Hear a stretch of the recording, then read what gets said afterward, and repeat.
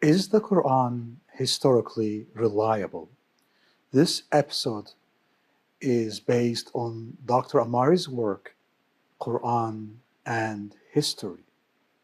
This is Daniel Amari from the Religion Research Institute. This episode is about Antioch. In this episode, we investigate a narration of the Quran about a city that was exterminated instantly by a cry. In the last 3 episodes, the Quran stated that a cry was used to exterminate nations and tribes, such as Ad and Thamud and Midian. In this episode, we examine a city that was supposedly exterminated by that same cry. So let's look at the Quranic claims about Antioch.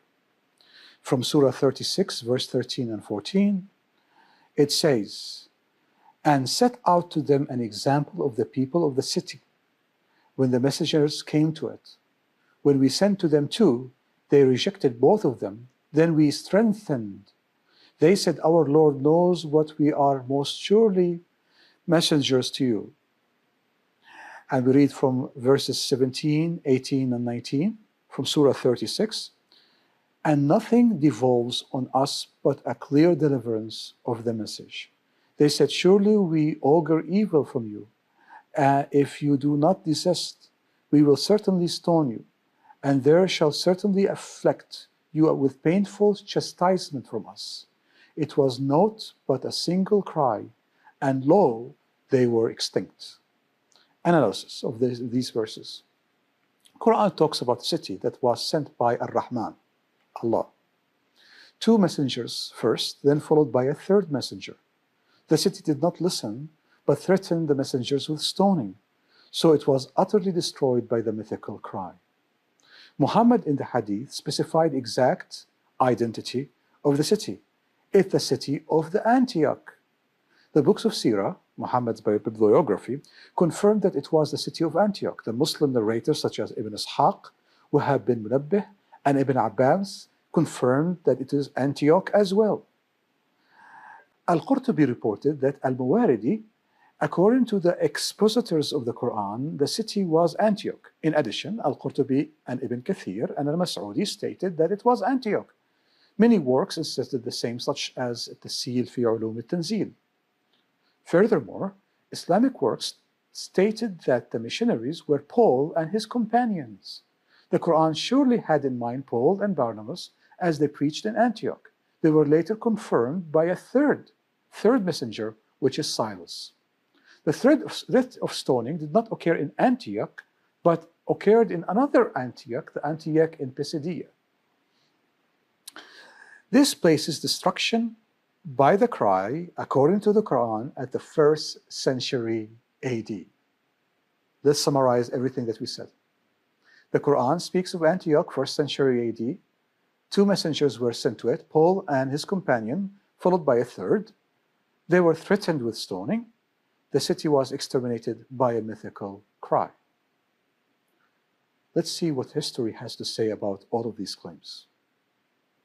Concerning the claim of the Quran about Antioch, Antioch was one of the most significant cities in the Roman Empire after Rome and Alexandria.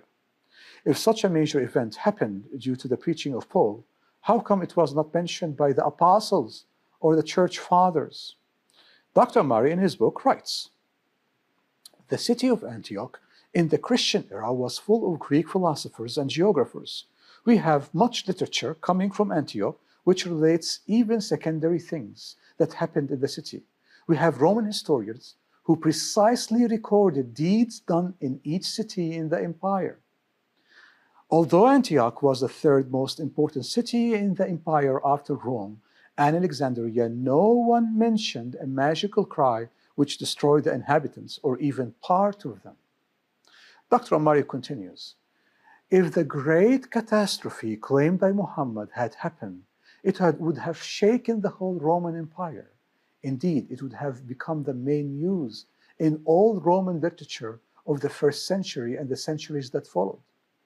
Evidently, the claim that the city Antioch was instantly destroyed by one mythical cry in the 1st century AD is problematic. Ibn Ishaq, depending on Wahab bin Munabbih and Ka'b al-Ahbar, and supported by Qatada and Abdullah bin Abbas, tried to make the claims of the Quran appear more historical. Therefore, Ibn Ishaq claimed that Antioch was ruled by a pharaoh whose name is Antiochus, son of Antiochus, son of Antiochus. The three missionaries were named Sadiq, Sa'duk, and Shalom. Then Allah exterminated the pharaohs and all of the inhabitants of the Antioch. They disappeared from the face of the earth. Ibn Ishaq, in his attempt to save the Quran, made it even worse. First, the city of Antioch was built in 300 BC by Seleucus Nicator, one of the four leaders who succeeded Alexander the Great. Second, the pharaohs had died long before the city Antioch was ever even founded. Third, the pharaohs lived in Egypt, not on the border of Syria and Asia Minor, where Antioch is located. Fourth, Antiochus is a Greek title, but the city was ruled by a Roman, not Greeks, during the Christian era. Let's look at the sources of the Quran. Muhammad heard multiple stories about the missions of Paul and his companions.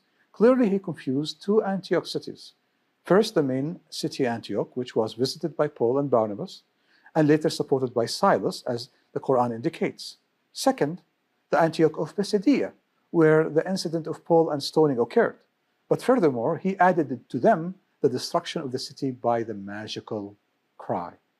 The magical mythical cry.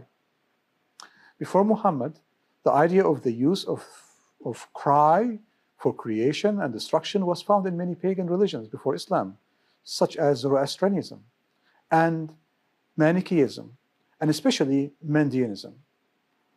They occurred through mythical animals, gods, and angels such as Gabriel.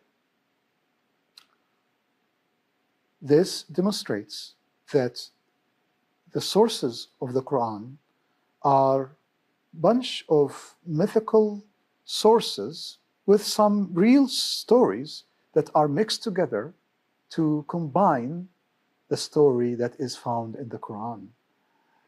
There is no differentiation between myth and between real history, as both are mixed together. This is Daniel Amari from the Religion Research Institute.